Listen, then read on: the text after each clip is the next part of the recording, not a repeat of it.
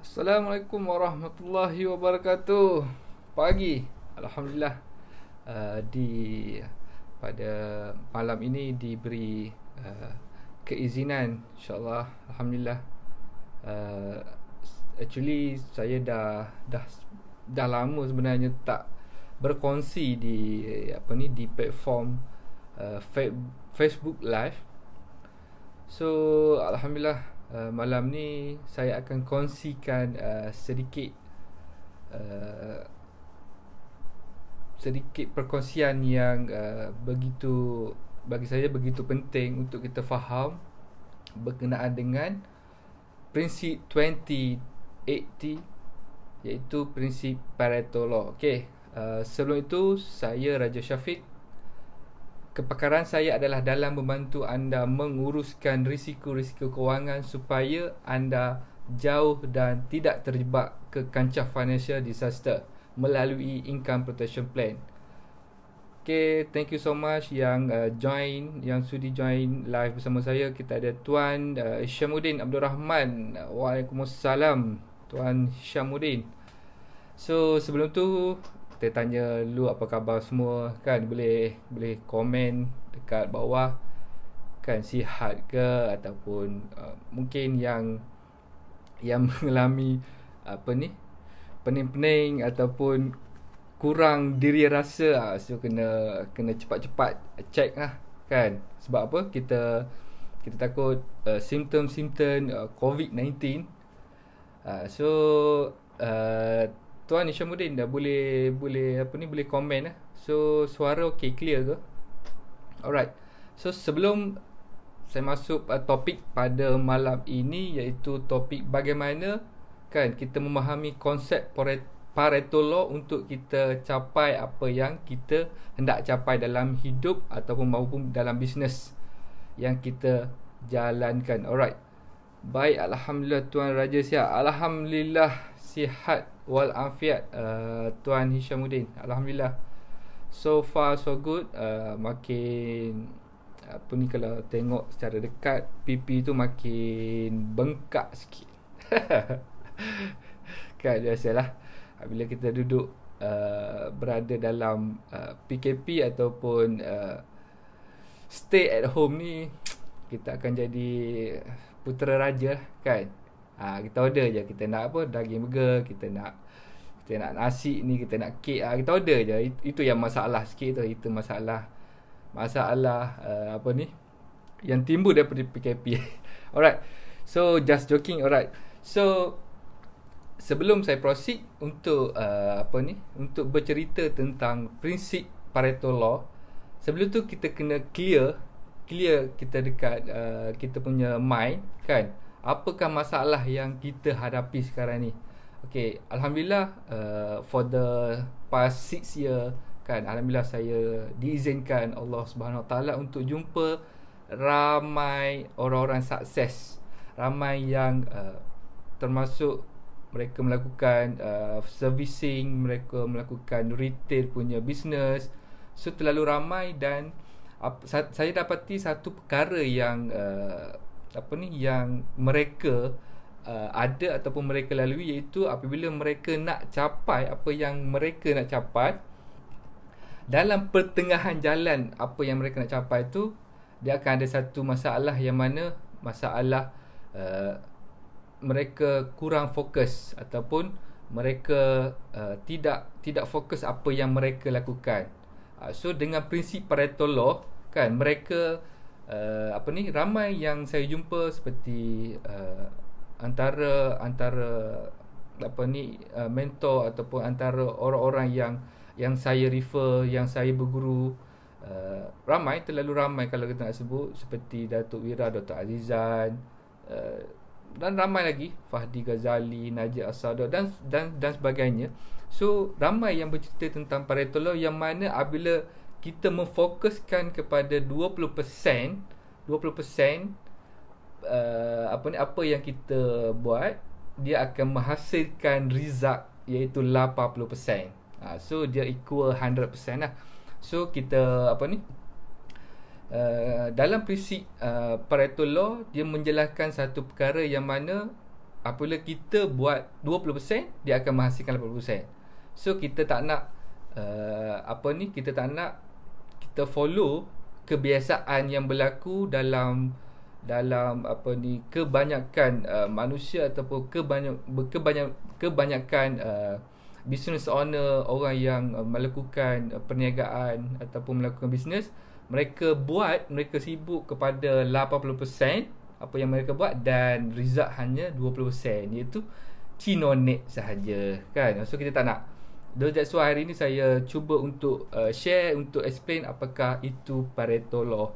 Alright, thank you so much yang sudi join live bersama saya. Kita ada Nick Juliana, kita ada Abdul Hafiz Zahari. So Assalamualaikum semua dan saya doakan sihat-sihat belaka. Alright.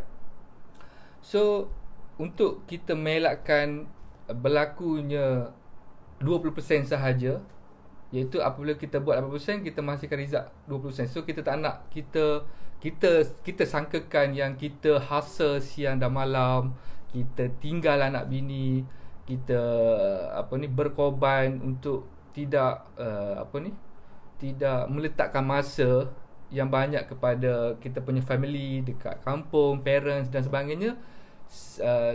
Sebab apa? Kita berprinsip yang kita perlu hustle, kita perlu bekerja keras untuk menghasilkan result yang baik. Tetapi dalam prinsip Pareto Law, dia menjelaskan kita tidak semestinya menghabiskan masa yang banyak dan kita fokus 80% yang menghasilkan result 20% cinonek saja. Tidak. So saya akan gariskan 3 langkah mudah ataupun 3 strategi untuk anda garap, untuk anda kita sama-sama buat supaya apa yang kita lakukan 20% akan menghasilkan 80% result. Alright. So yang pertama, kita start dengan purpose. Okay, purpose bermaksud apakah end goals ataupun apakah yang anda nak capai. Sebagai contoh, for the short term punya result, the medium and then the long term punya planning, apa yang anda nak capai dalam masa 1 tahun ataupun dalam masa 6 bulan ataupun dalam masa 3 tahun akan datang. So start dengan purpose, tujuan. Okay, contoh dalam bidang bisnes. Sebagai contoh, kalau di dalam ni ada business owner ataupun yang bekerja sendiri, usahawan. So you all kena start dengan apa you punya goals ataupun apa you punya tujuan. Okay, sebagai contoh, kalau business should be, kita akan aim, kita nak sales mungkin first million. Betul, first million. So kita start dengan purpose, bukan start dengan apa kerja yang kita perlu buat. So no, kita start dengan purposely, apa tujuan ataupun apa end goals yang kita nak capai dahulu. Sebelum barulah kita akan set up apakah next further action yang kita perlu lakukan. Alright. So first kali ada start dengan purpose, and then second adalah kita start dengan priority, iaitu point yang kedua. Point kedua adalah priority. Okay, priority ni sebagai contoh business owner ataupun kita dalam kehidupan lah. Okay, so saya suka untuk melihat kepada perspektif yang berbeza sebagai seorang usahawan dan sebagai seorang insan ataupun sebagai seorang manusia biasa yang menjalani kehidupan berumah tangga, adanya adik-beradik, adanya parents. So kita ada priority. So saya boleh pecahkan kepada business owner, kan. Saya sebagai usahawan, saya sebagai risk planner. So dalam business, contoh kita nak capai first million. So kita punya priority untuk capai first million adalah kita perlu buat apa. So kita perlu melihat kepada apa perkara yang paling penting dalam kategori penting. So kita melihat kepada perkara yang penting dalam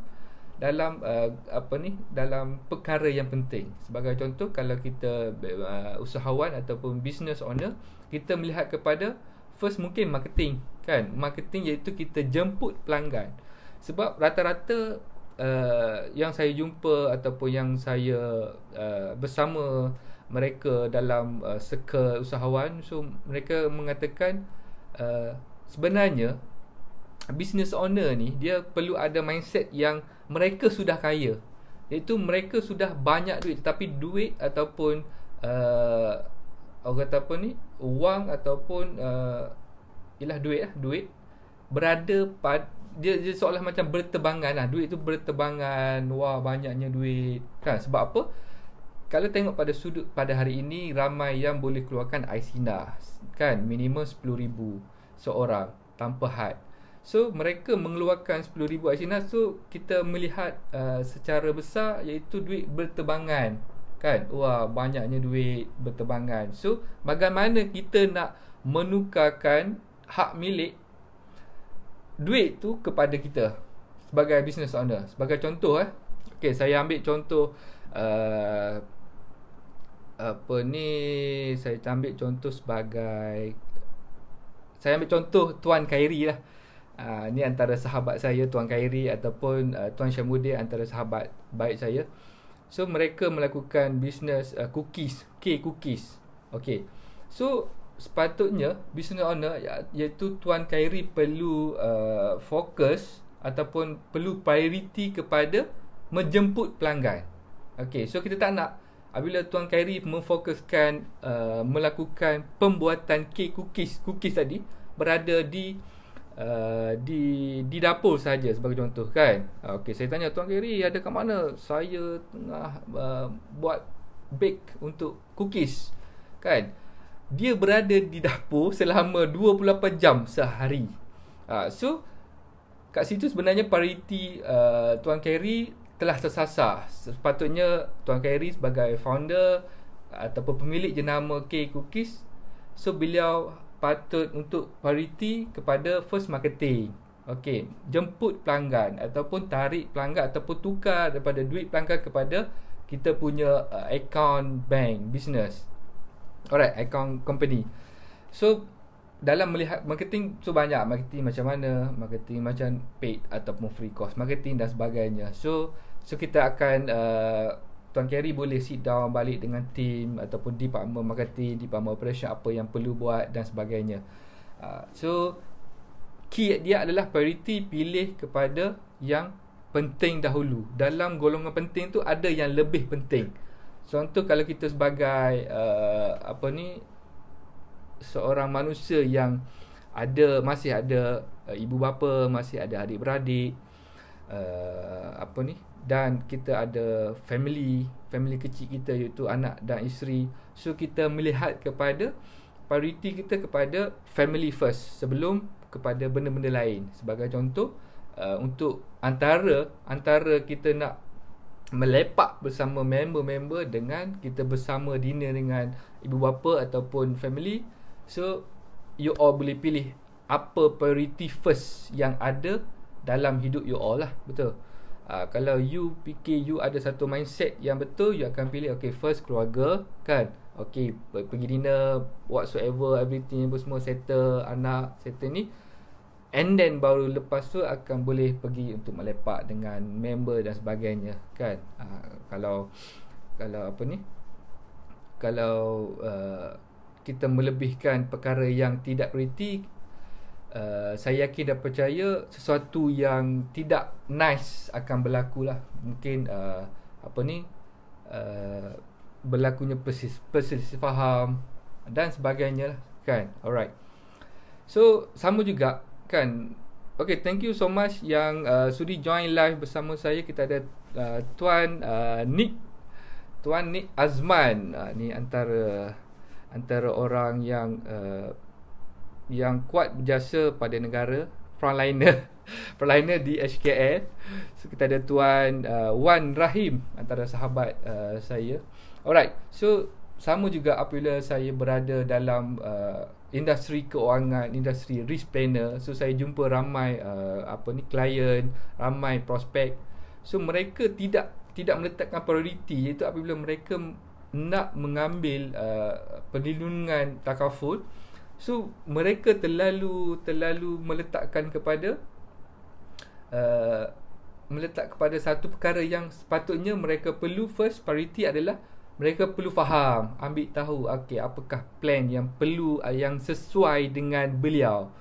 Itu yang sepatutnya mereka letakkan priority, kan. Ini mereka sibuk dengan perkara-perkara lain, iaitu mereka search Google, mereka tidak berjumpa dengan orang yang betul-betul yang ada license, yang ada credibility, yang ada orang kata apa, ada yang di-endorse oleh MTA, iaitu mungkin MTA, saya tak ingat, Majlis Takaful Association apa entah, kan, yang mana di-endorse oleh jabatan ataupun di-endorse oleh organisasi tersebut. So mereka perlu jelas yang mereka perlu jumpa orang yang betul untuk bertanya dan tahu benda-benda yang betul supaya result yang mereka dapat iaitu result yang betul. Alright. So untuk poin yang ketiga, dalam prinsip Pareto Law, poin yang ketiga adalah dia panggil iaitu formula SMART. Okey, formula SMART iaitu bermula dengan S, M, A, R, T. Alright. So S stand for specific, M stand for measurable, A achievable, R iaitu realistic, dan T adalah time bound iaitu time frame. Alright. So untuk kita dapatkan 80% impact ataupun result daripada apa yang kita buat iaitu 20% sahaja. So kita perlu ada 3 poin. Poin yang pertama, so saya rungkaikan balik daripada poin yang pertama itu start dengan purpose, and then second start dengan priority. You kena prioritize apa yang perlu, apa yang penting dahulu. Dan yang ketiga adalah formula SMART. Okay, so SMART, be specific. Sebagai contoh, okay, specific you sebagai founder ataupun usahawan, you nak capai first million. Okay, so specific first million pada tahun 2022 contoh, pada awal tahun. Okay, so specific. Then M measurable, kan. Measurable ni dia you boleh measure, kan, berapa lama you nak ambil masa, kan. So sebulan you perlu buat minimum 100,000 sales. Alright. So A adalah achievable. Benda tu adalah adakah benda tu dapat achieve atau tidak, kan. So bagi saya untuk dapatkan first million pertama adalah achievable lah, kan. Bukannya apabila kita set up company hari ni, esok kita nak first million. So itu mungkin susah sikit ataupun mungkin not really achievable lah, yang boleh kita capai. So dia bukan mustahil, tetapi dia perlukan, untuk tidak jadi mustahil itu dia perlukan banyak perkara, melainkan kita punya parents, Tun Mahathir ataupun Tun Hasmah, kan. Terboleh lah. Sebab yang saya dapat tahu, Datuk Sri anak Tun yang berada dekat Kencana Petroleum, so beliau tidak bergelar, beliau direct langkah kepada title billionaire. So anak dia yang Mozani Mahathir, beliau tidak sempat untuk bergelar millionaire ataupun multi millionaire. So title dia achieve terus kepada title billionaire. So yang tu special case lah. So kita orang yang kebiasaan rakyat marahin tu, kita kena follow kita punya step lah. Apapun, trust the process. Alright. So thank you kepada yang sudi join live pada malam ini. Kita ada Ahmad Tajuddin. Thank you so much Tuan Ahmad Tajuddin, antara sahabat saya. Alright. So A achievable dan R adalah realistic. B realistic. Maksudnya kita melihat kepada adakah benda tu realistic atau tidak. So dalam setahun kita nak achieve 1 million, so sebulan kita perlukan 100,000 dan sebagainya. Sebagai contoh, saya ambil dalam isu sudut keuangan, pengurusan risiko keuangan. So ramai mereka tidak jelas. Sepatutnya mereka perlu ada spesifik, iaitu mereka perlu tahu apakah plan yang perlu mereka dapat untuk protect dia punya income. Measurable, berapa bajet sebulan yang mereka mampu, adakah mereka boleh bayar untuk certain amount untuk monthly, dan realistik maksudnya mereka be realistic lah, maksudnya apa yang mereka bayar dan berapa pampasan yang mereka dapat sekiranya berlaku apa-apa dan sebagainya. So dalam sudut pengurusan risiko, so saya suka untuk bercerita tentang bagaimana kita urus kita punya risiko untuk kita protect kita punya income dan kita protect kita punya future bersama bersama keluarga kecil dan keluarga besar kita. Alright. So last untuk formula SMART adalah T, iaitu time bound. Okay, time bound, berapa lama yang kita nak achieve. Sebagai contoh, okay, untuk sales 100,000 sebulan, 100,000 sebulan, kita nak achieve dalam masa 30 hari. Apa yang perlu kita buat, berapa target customer yang kita perlu dapatkan, berapa amount sehari yang kita perlu ada dalam bank account untuk kita merealisasikan kita punya purpose, iaitu end goal, iaitu 1 million setahun. So setakat ni jelas ataupun jelas berkenaan dengan prinsip Pareto Law, iaitu 80-20. Thank you so much Nas Akeh. Yes, trust the process amat penting. Betul tuan. Alright. So kita tak nak apabila kita tidak menggunakan prinsip Pareto Law, so kita mudah membuang masa, iaitu kita habiskan 80% masa seharian kita, masa bulanan kita, masa tahunan kita untuk kita hanya capai 20% sahaja result, iaitu cinonek sahaja. So apa-apa pun kita trust the process dan buat yang terbaik saja. Betul. Sebab usaha milik kita, rezeki milik Allah Ta'ala. Alright, so thank you so much. Kita ada Raja Muhammad Firdaus, ya, Tuan Raja. Kita ada Tuan Muhammad Azmi Yaakob. Ya Allah, Masya Allah. Ni antara ni player badminton UiTM Shah Alam, antara orang hebat di UiTM Shah Alam. Alright. So saya harap perkongsian pada malam ini iaitu pencerahan berkenaan dengan prinsip Pareto Law 80-20 harap dapat membantu membuka idea atau membuka minda anda semua berkenaan dengan sisi sebagai business owner ataupun sisi sebagai kita sebagai insan ataupun manusia yang menjalani kehidupan di bumi Malaysia. Masya Allah, jelas. Terima kasih Tuan Nas Akeh. Alright. So itu saja perkongsian daripada saya pada malam ini. InsyaAllah jumpa di next live session. InsyaAllah saya akan cuba untuk berkongsi setiap hari, setiap malam, pelbagai topik berkenaan dengan risiko, risk management, untuk berkenaan dengan financial, mungkin topik berkenaan dengan kehidupan dan sebagainya. InsyaAllah saya akan pelbagaikan.